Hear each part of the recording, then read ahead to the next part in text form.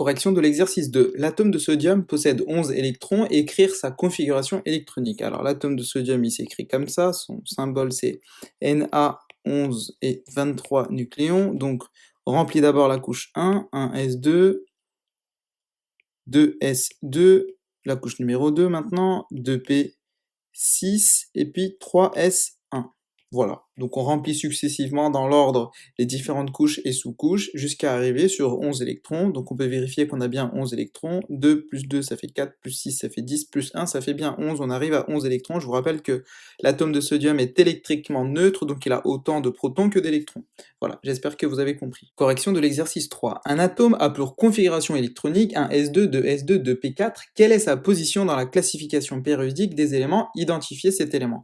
Alors je vous propose tout de suite d'écrire la structure électronique de cet atome, donc 1s2, 2s2, 2p4. Alors, quelle est la dernière couche occupée? C'est la couche numéro 2, donc hop, dernière couche occupée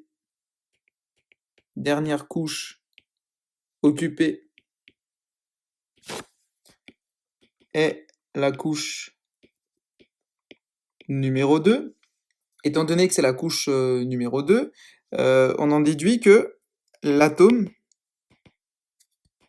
est sur la deuxième période. Deuxième période, car n égale 2. La dernière couche occupée, c'est 2. C'est la couche numéro 2. Maintenant, on va compter le nombre d'électrons de valence, c'est-à-dire le nombre d'électrons dans la dernière couche. Donc là, vous voyez bien que 2 plus 4 égale 8, donc 2 plus 4 égale 6, pardon. Donc théoriquement, cet atome, il est dans la deuxième ligne et dans la sixième colonne. Ainsi, l'atome est dans la deuxième ligne et sixième colonne, car il a 6 électrons de valence. Alors vérifions tout de suite cela dans la classification périodique des éléments, enfin, découvrons de quel atome il s'agit. Donc on doit chercher la deuxième ligne et la sixième colonne. Allons-y, elle est là la classification. Deuxième ligne, vous la voyez, hein, donc là on a la première ligne, deuxième ligne, sixième colonne maintenant.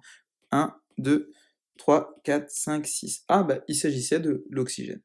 Hop, c'était bien l'oxygène. Il s'agit donc de l'oxygène. Exercice 4. Le fluor est un élément chimique dont un des isotopes est caractérisé par les nombres A égale 19, donc 19 nucléons, et Z égale 9, donc 9 protons. Première question, donnez la composition de cet atome. Attention, le mot atome est important ici parce qu'on nous demande la composition de l'atome et non du noyau. Donc il va falloir aussi parler des électrons. Première question, l'atome de fluor est composé de 9 protons, 9 électrons, car l'atome est électriquement neutre, et n égale A moins Z est égal à 19 moins 9 est égal à 10 neutrons. Voir le chapitre précédent. Donc voilà, on a donné la composition de l'atome. Deuxième question, écrire sa configuration électronique. Étant donné qu'un atome est électriquement neutre, il a autant de protons que d'électrons, c'est-à-dire qu'il a 9 électrons. Donc la structure électronique du fluor, donc 9 protons, 19 nucléons, ça sera un S2, 2S2, 2P5. Pourquoi? Parce qu'on arrive à un total de 9. 2 plus 2, ça fait 4, plus 5, ça fait bien 9. Troisième question. L'ion fluorure est obtenu à partir de l'atome de fluor lorsque celui-ci gagne un électron. C'est-à-dire que l'ion fluorure, il va avoir un électron de plus que l'atome de fluor. C'est un anion.